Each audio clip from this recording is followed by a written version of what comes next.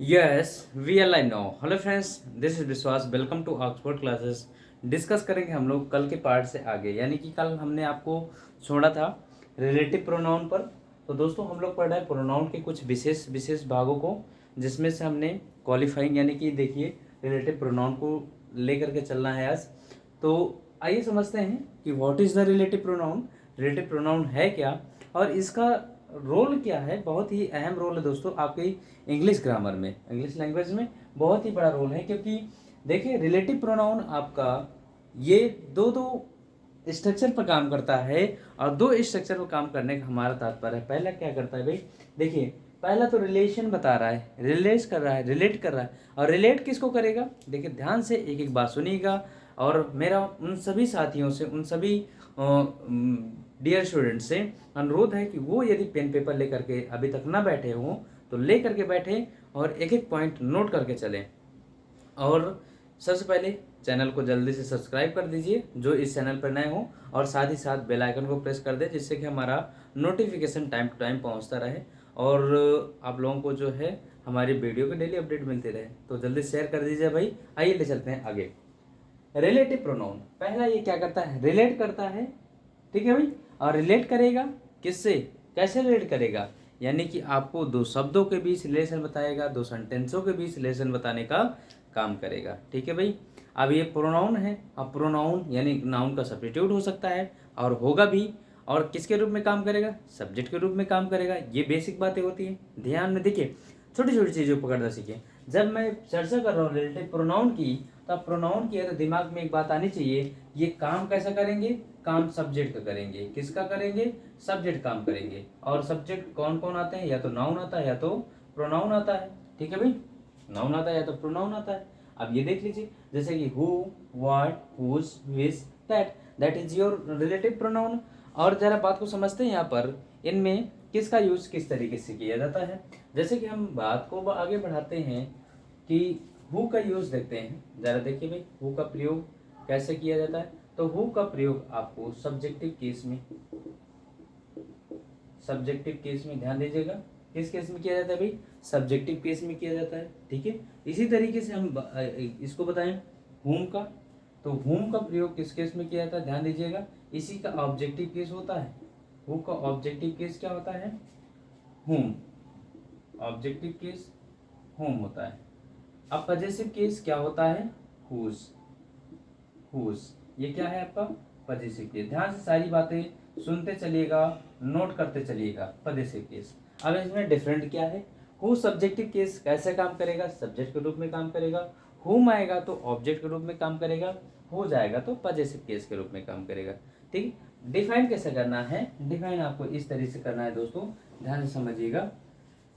जैसे यदि सेंटेंस में हु आ गया, तो हु आपका सब्जेक्ट के रूप में काम करेगा, और इसके बाद हमको क्या चाहिए, वर्ब चाहिए, है कि नहीं। हु यदि आ गया तो हु हमारा सब्जेक्ट के रूप में काम करेगा, और इसके बाद क्या चाहिए हमको, वर्ब चाहिए। यदि सेंटेंस में हुम आ गया, ध्यान दीजिएगा दोस्तों, क्या आ गया, हुम आ गया। और जब हुम आ गया तो ये कैसा काम करेगा, ऑब्जेक्ट के रूप में काम करेगा। तो इसके बाद हमको क्या चाहिएगा, सब्जेक्ट चाहिएगा, ठीक है दोस्तों। बात समझ में आ रही तो भाई, कैसे काम करेगा, सब्जेक्ट के रूप में काम करेगा। अब आगे चलते हैं हुज। हुज हमारा जो इसके पार्ट्स ऑफ स्पीच की बात कर रहा है तो प्रोनाउन, लेकिन कैसा प्रोनाउन है, पजेसिव प्रोनाउन। अब पजेसिव मीन्स क्या होता है, पोजीशन, अधिकार शो करना, संबंध बताना, इसके साथ किसी न किसी नाउन या प्रोनाउन का आना मस्ट होता है। जैसे हम कहते हैं हुज पर्सन या हुज मैन, है कि नहीं, are doing this, doing this task. तो यहाँ पर हुज मैन, कौन सा व्यक्ति। अब ये मैन नाउन है, और नाउन को क्वालिफाइंग करने वाला कोई शब्द क्या होता है, एडजेक्टिव। और ये कैसा एडजेक्टिव है, पॉजिटिव एडजेक्टिव है दोस्तों, इसी को हम पॉजिटिव केस में रखते हैं। बात समझ में आ रही कुछ, ये डिफाइन हुआ यहाँ तक। अभी मैं बात को आगे डिस्क्राइब करूँगा, पहले इनमें अंतर समझ लीजिएगा, क्योंकि रिलेटिव प्रोनाउन यहीं से आपको बहुत ही कन्फ्यूजन कराता है, कहाँ हु लगाएं, हुम लगाएं, हुज लगाएं। ये बहुत ही, बाकी आप तो व्हाट दैट में अभी डिफरेंस कर लेंगे हुई में क्या होता है, लेकिन सबसे बड़ा जो इम्पोर्टेंट रोल है इनका हु का। हु के बाद क्या आनी चाहिए आपकी, वर्ब आनी चाहिए। हुम के बाद सब्जेक्ट आना चाहिए और हुज के बाद आपका कोई नाउन या प्रोनाउन आना चाहिए। That's all. Are you getting my point दोस्तों? बात समझ में आई? चले, जैसे मैं एक एग्जांपल देता हूँ, उसके बाद से आपको सारी चीजें स्पष्ट होने लगेंगी। I do not like a boy who have done it। इसको करें भाई, सेंटेंस को पूरा करें। क्या ये सेंटेंस सही है? अगर सही है तो बताएं, नहीं सही है तो क्या सही करना होगा ये भी बताएं। जरा करिए भाई।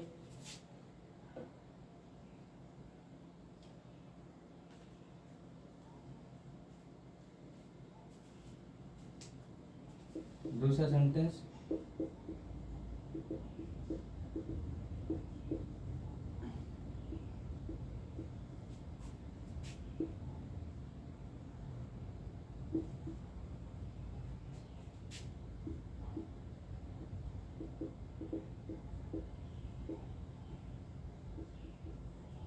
ये भी सेंटेंस आ गया, बनाइए, बनाते चलिए भाई।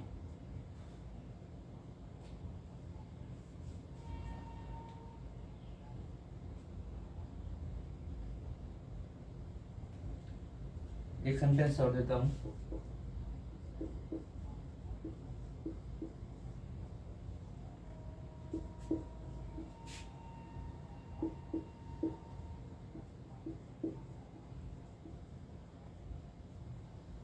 The boy whose father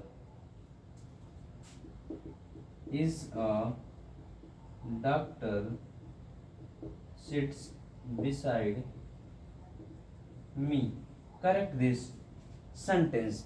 तीन टाइप के आपके सेंटेंस दिए गए हैं। अभी जो हमने बातें आपको समझाई, हु का सब्जेक्टिव केस, हुम का ऑब्जेक्टिव केस, हुज का पॉजिटिव केस, तीनों आपका एग्जाम्पल में दिया गया है। इनको करेक्ट करिए भाई, करेक्ट करिए तो हम आगे बताते हैं।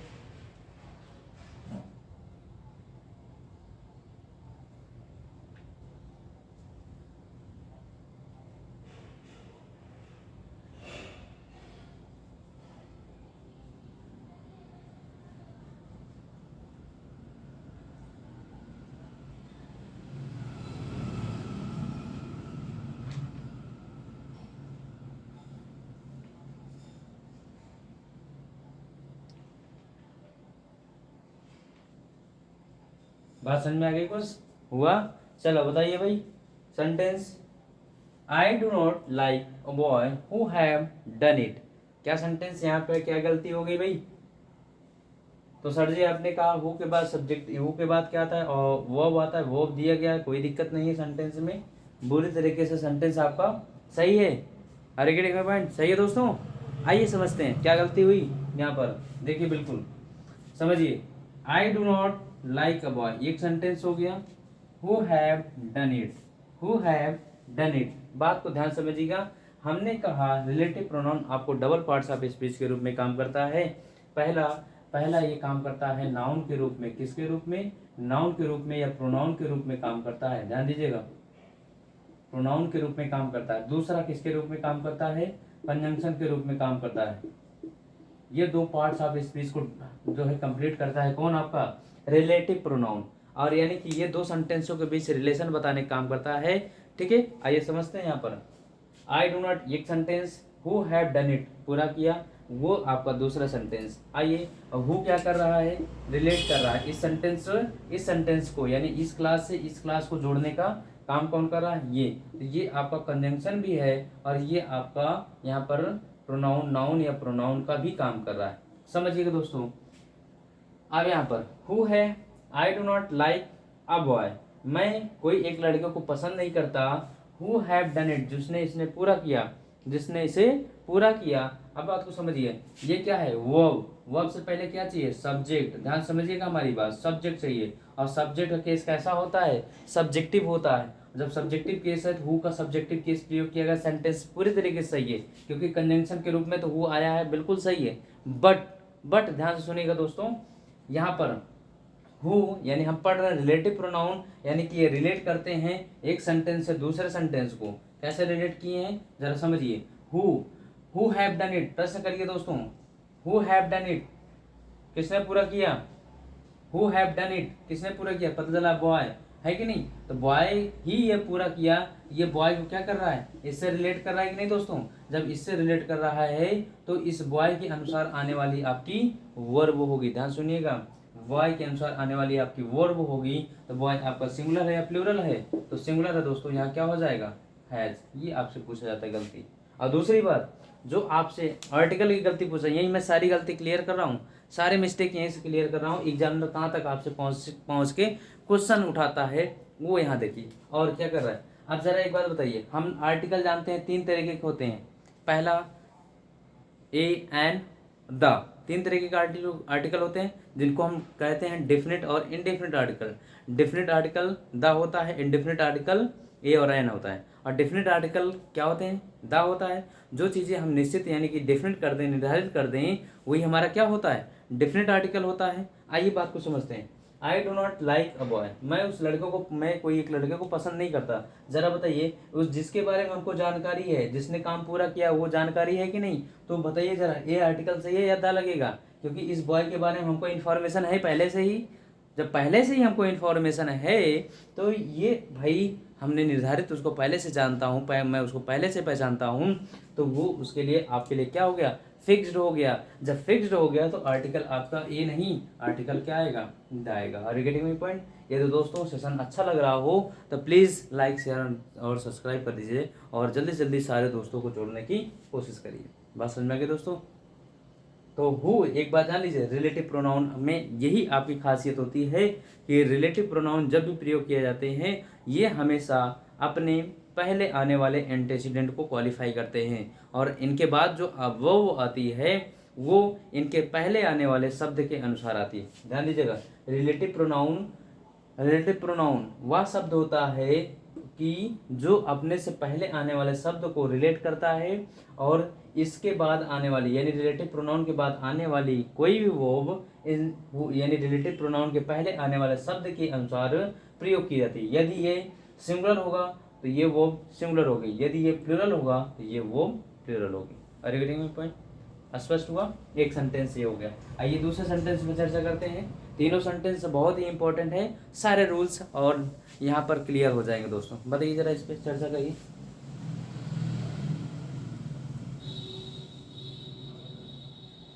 This is the boy whom I met in the market। Correct करिए भाई।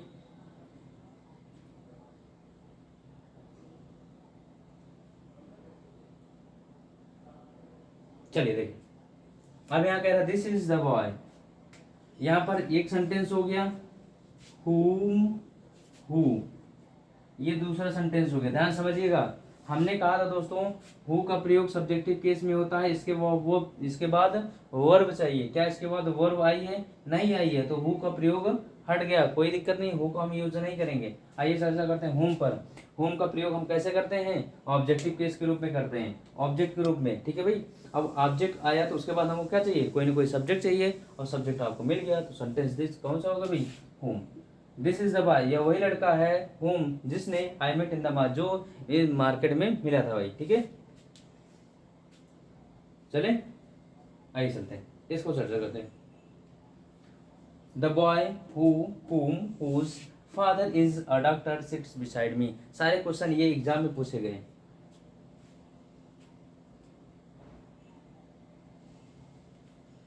बनाइए इसको।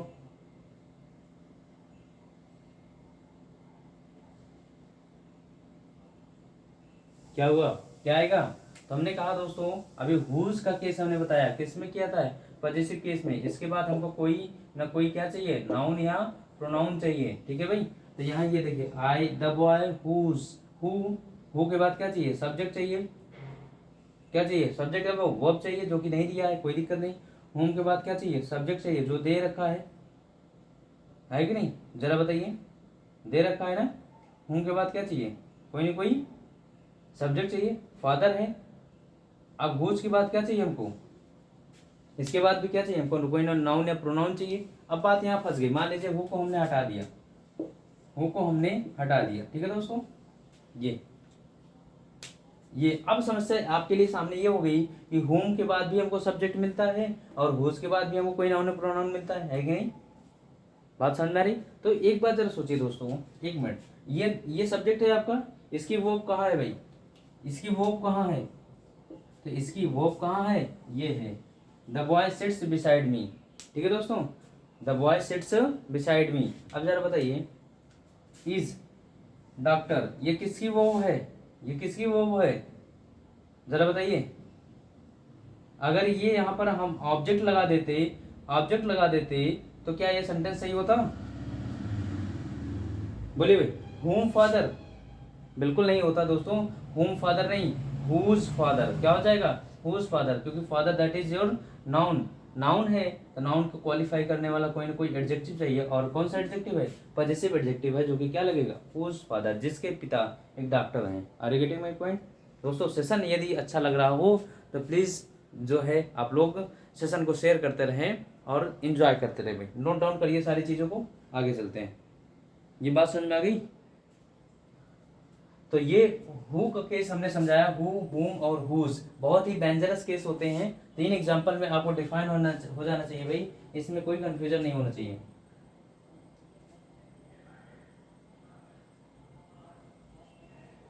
चले आगे चलते हैं। अब हम ले चलते हैं आपको इस हु, हुम, हुज की दुनिया से आगे ले चलते हैं। कुछ आपके और रिलेटिव प्रोनाउन हैं, जैसे कि हम कह सकते हैं भाई उनके आपके, जैसे कि दैट हो गया, व्हाट हो गया, है कि नहीं दोस्तों, ठीक, और विच हो गया। एक बात ध्यान समझिएगा, ध्यान समझिएगा दोस्तों कि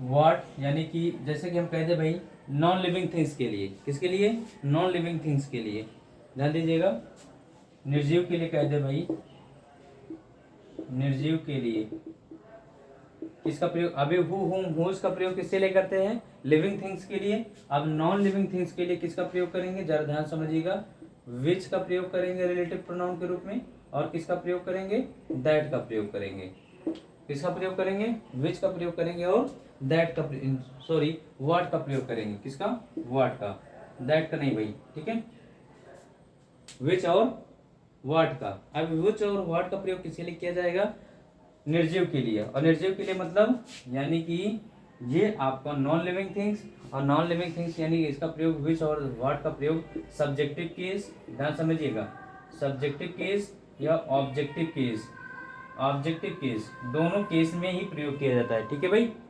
चले, कोई समस्या, कोई परेशानी,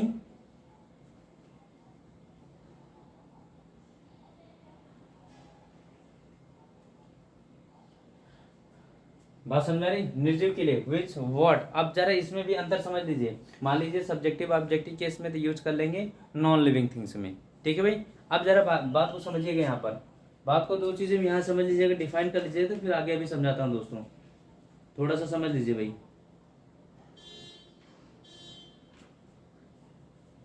ये हो गया। अब जो विच है ध्यान समझिएगा, विच इसका केस आपको जरा समझिए, इसकी कंडीशन ये होती है, विच को हम सिलेक्शन के भाव में करते हैं, किसका, सिलेक्शन, जहां चुनाव करना हो, है कि नहीं, जब चुनाव करना हो तो चाहे आपका लिविंग थिंग्स हो या नॉन लिविंग थिंग्स हो, दोनों के लिए सजीव यानी चुनाव के भाव में, सिलेक्शन के भाव में सजीव एवं निर्जीव, सजीव एवं निर्जीव दोनों के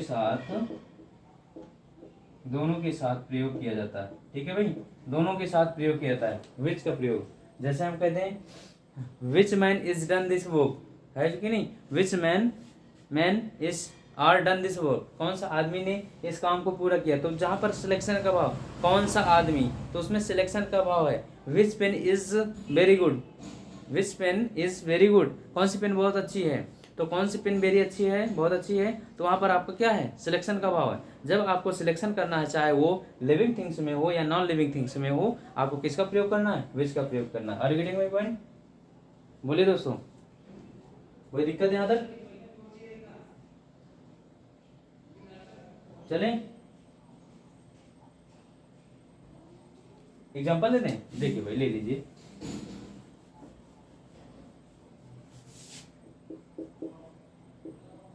दिस इज द पेन विच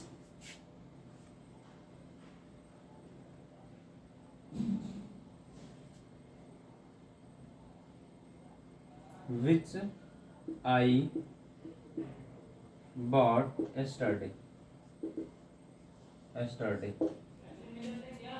बनाइए भाई, देखिए जरा, हमने कहा दिस इज द पेन, ये वही पेन है जिसको मैंने, है कि नहीं, जिसको मैंने, अब यहाँ क्या है सिलेक्शन की, कौन सी पेन, वही जो मैंने कल खरीदी थी। और कल खरीदी थी यानी कि आपने सिलेक्शन किया कि नहीं, वही पेन है, दूसरी पेन नहीं, वही पेन जो मैंने कल खरीदी थी। तो सिलेक्शन के भाव में हम किसका प्रयोग करेंगे, विच का प्रयोग करेंगे। क्या कुछ समझ में आ रहा है भाई, बताइए जरा।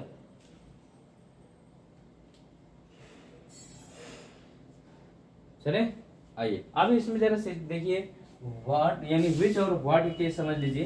विच और व्हाट केस, विच और व्हाट केस हमने बताया कि इनको हम जो है सब्जेक्टिव ऑब्जेक्टिव केस में निर्जीव के लिए प्रयोग करते हैं। किसके लिए करते हैं, निर्जीव के लिए करते हैं। कोई समस्या होगी, जैसे निर्जीव मतलब कि कोई नॉन लिविंग थिंग्स हो, जैसे कोई कहानी हो, स्टोरी हो, ठीक है भाई, जैसे कोई कहानी हो, स्टोरी हो, उसके लिए हम किसका यूज करेंगे, विच या दैट का। और विच का प्रयोग कहाँ करेंगे, जहाँ सिलेक्शन का भाव होगा। व्हाट का प्रयोग कहाँ करेंगे, जहाँ पर हम यानी कि भावनात्मक चीजें जुड़ी हो। जैसे भावनात्मक चीज कहने का मतलब देखिए, आई डू नॉट, एग्जाम्पल देते हैं, डू नॉट अंडरस्टैंड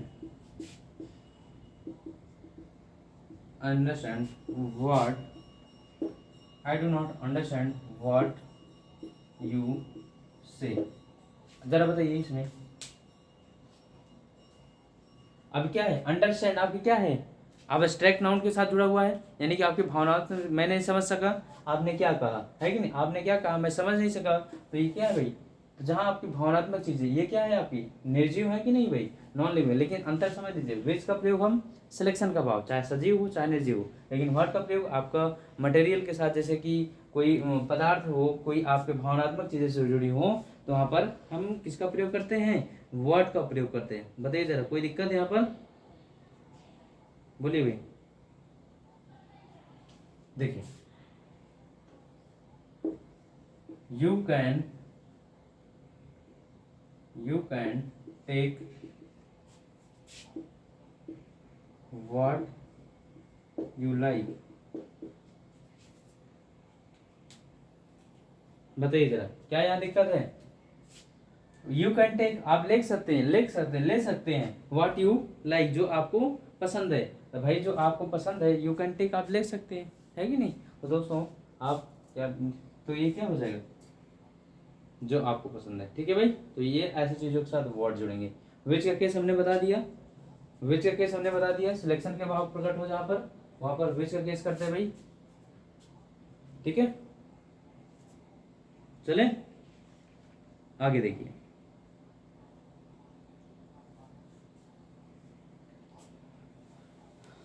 चलिए देखिए, अब थोड़ा सा समझते हैं दैट का केस।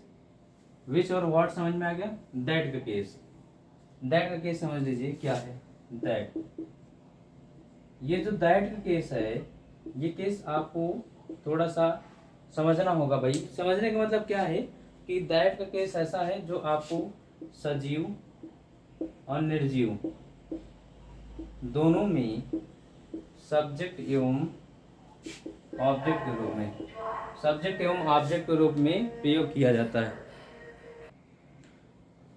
तो दोनों में करते हैं, सजीव और निर्जीव। अब इसी पहले आपने विच और जो है व्हाट का देख लिया, तो व्हाट का प्रयोग भी हम दोनों में करते हैं, है कि नहीं। बात समझ में आ रही है दोस्तों। चलें, तो ये दैट, अब जैसे कि आप एग्जांपल दे दें, this is the cow, this is the cow that I bought, that I bought, this is the cow, ये वही गाय है जिसे मैंने खरीदा था। तो देखिए दोस्तों, यहाँ किसका यूज करेंगे, दैट, दिस इज द काऊ, ठीक। जैसे एक एग्जांपल दे दें, I have a parrot who, ध्यान से देखिएगा, करिएगा भाई, टॉक्स ऑल डे। ये सेंटेंस करेक्ट करिए, अभी आप कर ले जाएंगे भाई, जरा बताइए।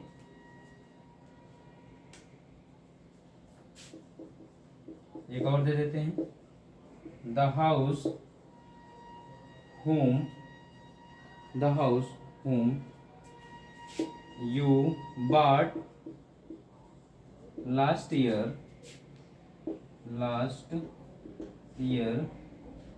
is very big। Correct this sentence. 3 sentence दिए हैं, बनाइए इसको।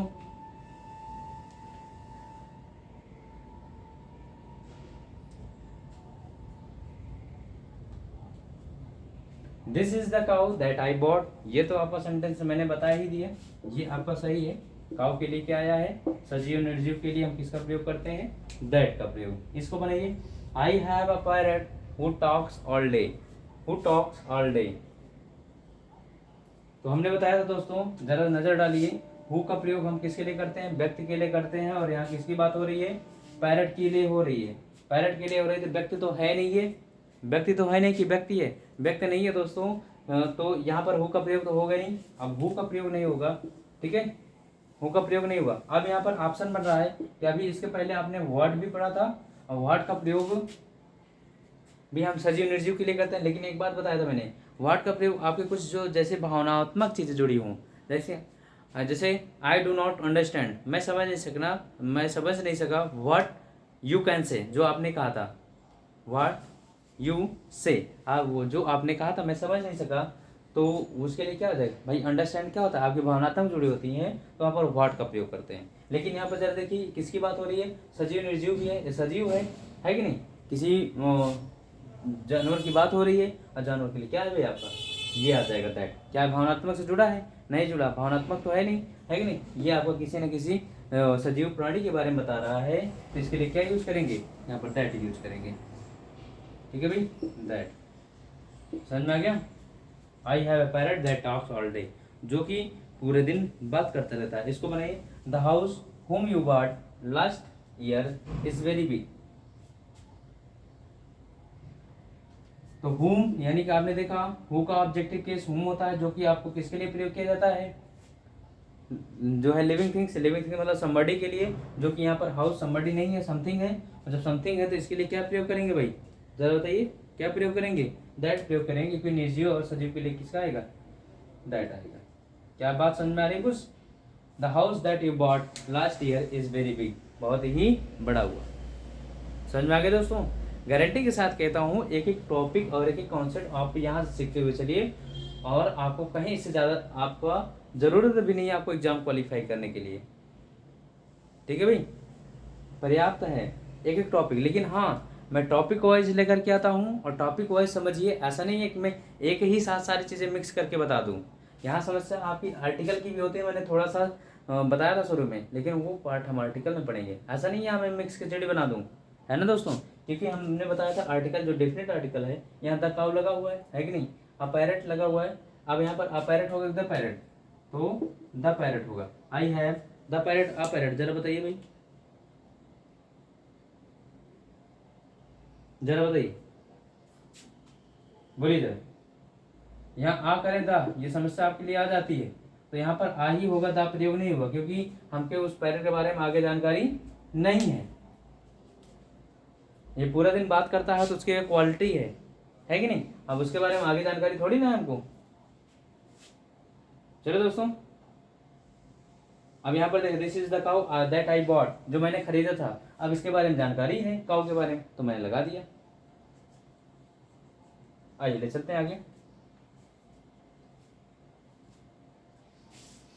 चलिए आप देखते हैं हम और कहाँ कहाँ कैसे यूज करते हैं, कहाँ प्रयोग किया जाता है आपके रिलेटिव प्रोनाउन का। रिलेटिव प्रोनाउन का हम वहाँ करते हैं भाई, जहाँ पर आपको मान लीजिए कोई सुपरलेटिव डिग्री दे दिया गया, क्या, जैसे आपको सुपरलेटिव डिग्री दी गया, जैसे हम कहते हैं भाई he is one of the best man, अब ये जैसे आ गया, he is one of the best man या he is one of the best boys कर सकते हैं, मैन कर सकते हैं। अब इसके बाद यहाँ पर जो आपको कंजंक्शन के रूप में प्रयोग करना है, रिलेटिव प्रोनाउन के रूप में करना है, आप क्या करेंगे, जैसे हम यहाँ पर एग्जांपल देते हैं, I have ever seen, he is one of the best man, I have ever seen. बताइए जरा, एक और सेंटेंस दे दें, she is the cleverest girl, she is the cleverest girl whom I met, whom I met। बताइए जरा, दो sentence हैं, correct करिए। यहाँ क्या लगाएंगे, आपके पास रिलेटिव प्रोनाउन है कि नहीं। अब क्या करेगा, दो सेंटेंसों को जोड़ने का काम करेगा। एक सेंटेंस आपका क्या है, ही is one of the best man I have ever seen, she is the cleverest girl हुम आई मेट। ये दो आपके वाक्य हैं, इनको आपको कैसे जोड़ेंगे, ये कंजंक्शन का काम कर रहा है, यहाँ पर भी कंजंक्शन ही चाहिए और रिलेटिव प्रोनाउन के रूप में, क्योंकि देखिए this is one of the best man I have ever seen, जो मैं जिसको मैंने एवर सीन हमेशा देखता हूँ, जो है हमेशा देखा है, वो क्या है, बेस्ट मैन है, सबसे अच्छा आदमी है। अब यहाँ पर ये आदमी को इससे रिलेट कर रहा है, और रिलेट कर रहा है तो आपको रिलेटिव प्रोनाउन चाहिए। यहाँ किसी पर्सन की बात हो रही है, आपके दिमाग में बात ये की आ जाएगी कि क्या, या तो हु लगा दीजिए, या तो हुम लगा दीजिए, या तो हुज लगा दीजिए, यही बातें आएंगी आपको, है कि नहीं भाई, ये बातें आएंगी क्योंकि पर्सन शो कर रहा है यहाँ पर। तो एक बात जान लीजिएगा कि यदि आपको सेंटेंस में सुपरलेटिव डिग्री दिया गया हो, सुपरलेटिव डिग्री देखिए द बेस्ट दिया गया है, और उसके बाद यहाँ से एक कॉन्सेप्ट निकल कर आता है, यदि आपको सुपरलेटिव डिग्री दिया है, सुपरलेटिव, ठीक है, डिग्री, और इसके बाद किसी न किसी नाउन का प्रयोग किया गया है, नाउन का प्रयोग किया गया है, तो कंजंक्शन के रूप में हमेशा हम किसका प्रयोग करेंगे, दैट का प्रयोग करेंगे। किसका प्रयोग करेंगे, दैट का। रिलेटिव प्रोनाउन के रूप में हमेशा दैट का प्रयोग होगा, ठीक है भाई। ये आपको कॉन्सेप्ट निकल कर आता है, बाकी से सारी चीजें इनको नोट डाउन कर लीजिएगा। ये कॉन्सेप्ट है आपका कि यदि सुपरलेटिव डिग्री दिया गया है और सुपरलेटिव डिग्री के बाद आपको कोई नाउन दिया गया है, नाउन के बाद फिर आपको रिलेटिव प्रोनाउन के रूप में कौन सा यूज करना है, दैट का यूज करना है। ही is one of the best man that, यहाँ पे क्या हो जाएगा, that I have ever seen. She is the cleverest, cleverest क्या है आपकी सुपरलेटिव डिग्री, उसके बाद नाउन, नाउन के लिए क्या आ जाएगा, यहाँ पर दैट आ जाएगा। क्या है, क्लियर हो रहा है दोस्तों, कोई दिक्कत, किसी कोई परेशानी, कोई डाउट है, जरा बताइए।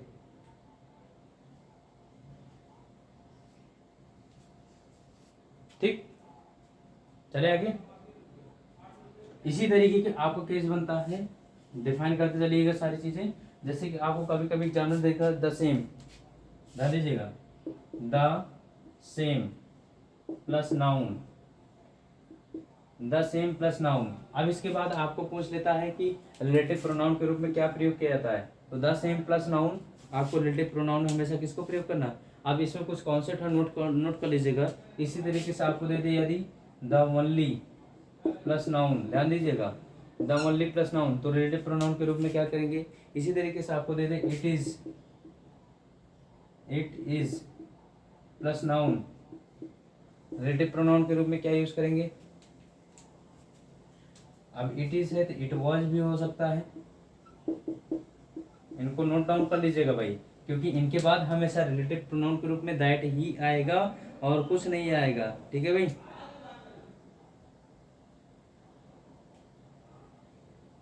बात समझ में आ रही, ये the same plus noun, the only plus noun, it is plus noun, it was plus noun, यानी कि इनके बाद हमेशा रिलेटिव प्रोनाउन के रूप में दैट आएगा, रिलेटिव प्रोनाउन के रूप में क्या आएगा, दैट आएगा। नोट डाउन कर लीजिएगा भाई। जैसे पहले भाई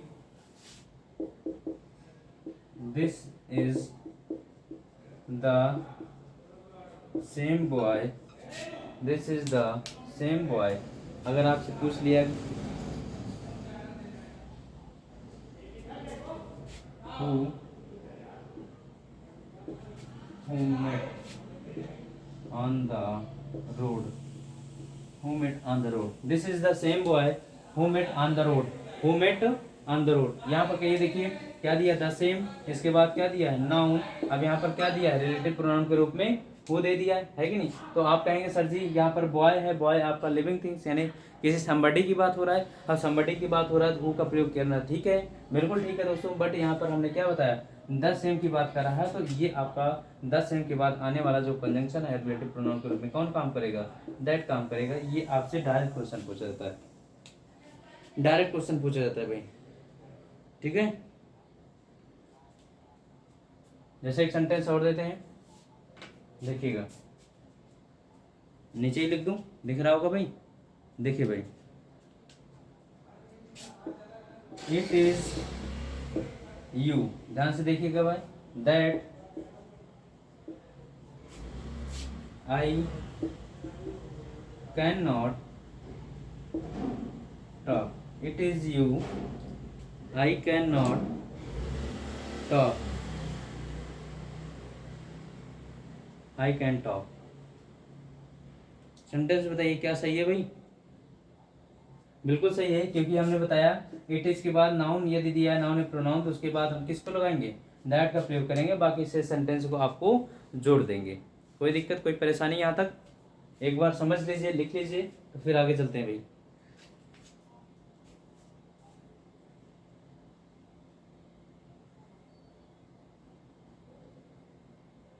चले, कोई दिक्कत यहाँ तक कोई परेशानी, आगे चलते हैं भाई।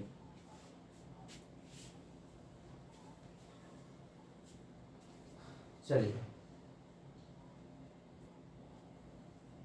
ठीक, यदि कभी कभी इसी तरीके से आपको सच दे दे, सच आपको दे दिया है सेंटेंस में, तो सच के बाद फिर हमको और हमको एज का प्रयोग करना है, ना तो विच का प्रयोग करना है, ना ही दैट का प्रयोग करना है, ना ही व्हाट का प्रयोग करना है। सच के बाद किसको प्रयोग करना है, सिर्फ एज का प्रयोग करना है, किसी भी प्रकार के अन्य रिलेटिव प्रोनाउन या अन्य कंजंक्शन का प्रयोग नहीं करना है। ये नोट डाउन कर लीजिएगा दोस्तों, ठीक है भाई। तो ये था रिलेटिव प्रोनाउन का सेशन, कैसा लगा आप लोग जरूर बताइएगा, ठीक है भाई। अब इसके बाद वाला जो टॉपिक होगा हमारा डिस्ट्रीब्यूटिव प्रोनाउन होगा। क्या होगा दोस्तों, डिस्ट्रीब्यूटिव प्रोनाउन होगा। शायद डिस्ट्रीब्यूटिव प्रोनाउन हो गया भाई, बताइए जरा, डिस्ट्रीब्यूटिव प्रोनाउन हो गया है,